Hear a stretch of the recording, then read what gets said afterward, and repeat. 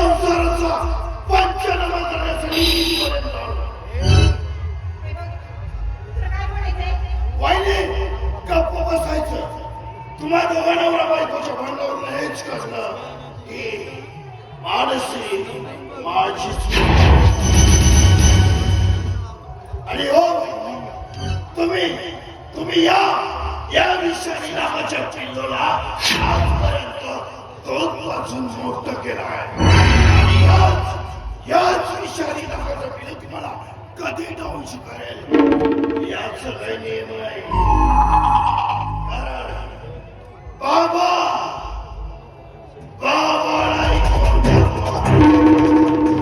बाबाने या काळ्या साम्राज्याचा एकमेव